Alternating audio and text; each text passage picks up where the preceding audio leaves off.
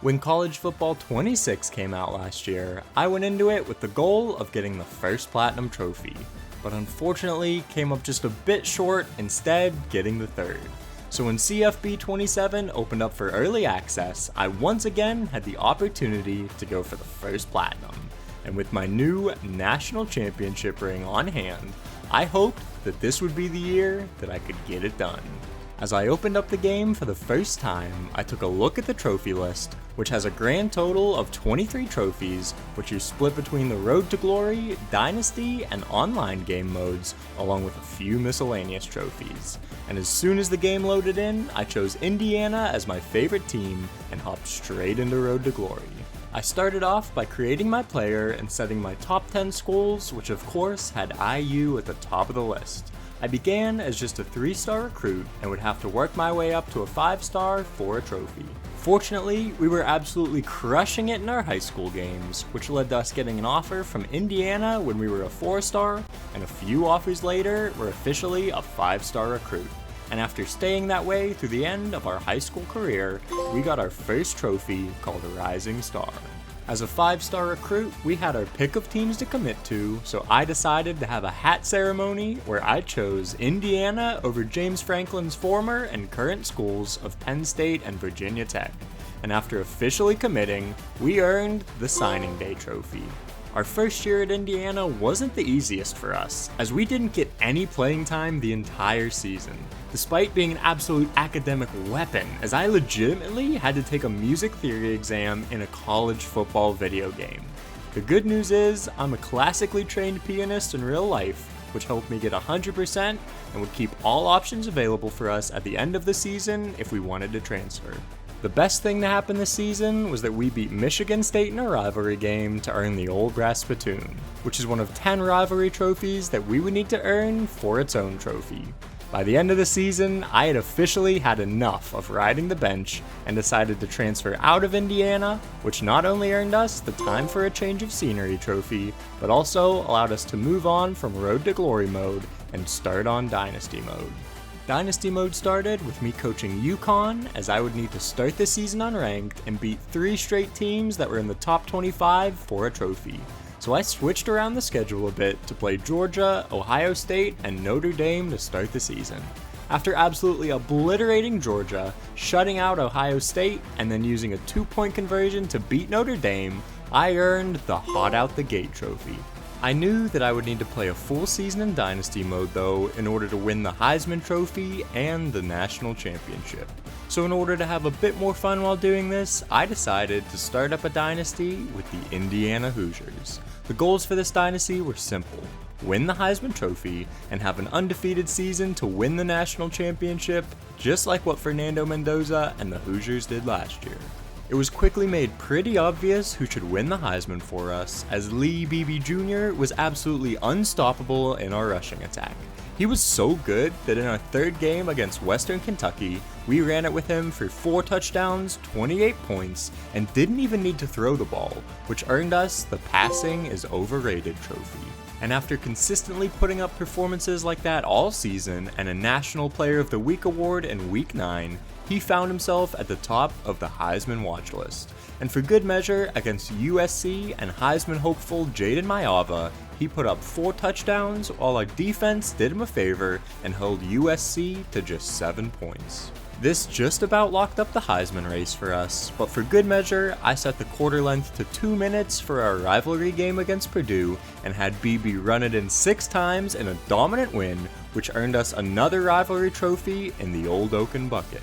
After mimicking real life again by beating Ohio State in the Big Ten Championship, it was time for the Heisman Trophy ceremony, where Lee Beebe Jr. was officially named the best player in college football, and we earned that Heisman moment.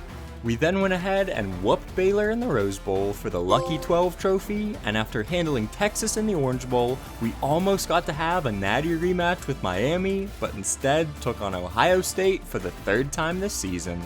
And just like the other 15 games on our schedule, we had Lee Beebe Jr. carry us to a win to complete another undefeated 16-0 season as national champions, and were officially champs. It was then time for the online portion, which is called Road to the CFP. There are 3 trophies in this game mode, which can all be earned from one game as long as you beat a team in a higher tier than you. So in order to pull that off, I decided to use James Franklin's new team of Virginia Tech and set my opponent to be a school from Tier 1.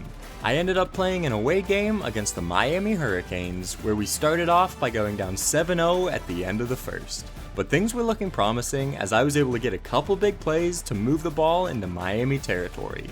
Unfortunately, I was looking over the middle for a deep ball on 2nd and 3, but it was undercut by Zechariah Poyser, who took it all the way back for a pick 6. And after that, we just couldn't get anything going on offense, which led to a final score of 14-0 in our first game. The only redeeming thing about this game was that we managed to get the off and running trophy for starting our road to the CFP journey. Our second game kept us on the road, and this time took us to Autzen Stadium against the number 2 ranked Oregon Ducks. Fortunately, our offense started the game off by rolling down the field, and on 3rd and 1, we found our tight end Benji Gosnell in the end zone for the first touchdown of the game. There was no time to celebrate though, as our opponent converted a couple of 3rd downs on his way down the field to his own touchdown to tie the game up at 7. We decided that we weren't going anywhere though, as our offense really started clicking both on the ground and through the air, and before we knew it, it was Benji Gosnell who got his 2nd touchdown of the day. Now back on defense, we almost got a stop on this 3rd and 8, but instead dropped the curtain on this 3rd and 9, almost getting a sack, but instead forcing a field goal attempt, which he absolutely bottled, forcing him to rage quit and earning us our other 2 trophies for this mode by getting our first win and winning against a team in a higher tier. I then decided to stay with Virginia Tech and play a rivalry game against West Virginia. The most important part of this game wasn't just to win the Black Diamond Rivalry Trophy though, as I actually had the specific task of letting the game get to overtime with a score of 0-0 for the Fist Pump Trophy, which is a reference to Frank Beamer fist pumping after making it to overtime with a 0-0 score against Wake Forest back in 2014. And after winning, I also got the Winner's Trophy for completing a Play Now game.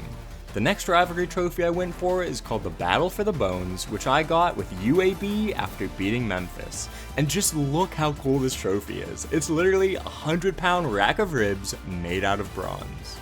The next game that I played though was quite the doozy, as there are 6 trophies for hitting some absurd stat lines, and just listen to the stats I had to put up to get these. Over 1,400 passing yards with Josh Hoover, 539 rushing yards with Turbo Richard, 516 receiving yards with Tyler Morris, and all of that had to be done in a loss, which made it just that much tougher to get it done.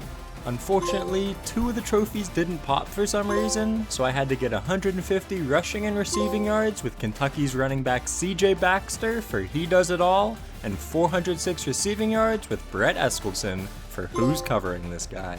Afterwards, it was time for me to use a custom school from the Download Center, and after starting a game with the New Orleans Soul, earned the Well That's Different trophy. I then went along and collected some of my favorite rivalry trophies, and seeing the trophy case start to fill up as a trophy hunter helped fill my heart as well. When I needed just one more, I wanted to get the first rivalry trophy that I ever got to hold in real life, which is the Governor's Victory Bell and is given to the winner of Penn State versus Minnesota. I also wanted to try out mascot mode, so I booted up a game of the Nittany Lions against the Golden Gophers. Now, honestly, I was really just expecting mascot mode to feel exactly like the base game with the mascots as players, but it really did feel different. The players moved faster and felt more agile, and there were a bunch of sound effects as you played. And I even liked getting to watch the mascots dance as they got set. As someone who never really played the old mascot modes in college football, I can genuinely see why people were calling for the return of this game mode and why they were so excited to get it back. Mascot mode was definitely one of the most fun parts of getting this platinum for me, and after finishing the game, I earned the Mascot Mayhem trophy.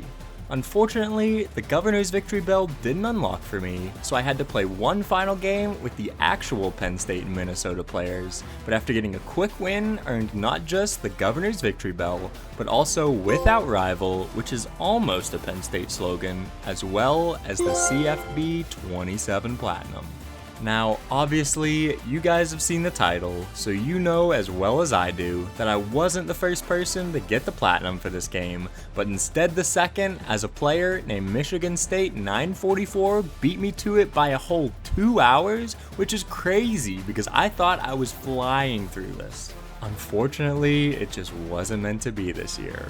On the bright side though, it is one step closer than when I finished in 3rd last year, so at least I'm moving in the right direction. It does pose the question though, if I'm free when College Football 28 comes out next year and I'm going to try to go for the first platinum, should I skip trying to use my favorite teams and instead just use the best ones to try and go as fast as possible? Or would you rather me keep using my favorites? Either way, I know one thing for sure. When Madden 27 comes out in a little under a month, I'll be ready to go for the first platinum.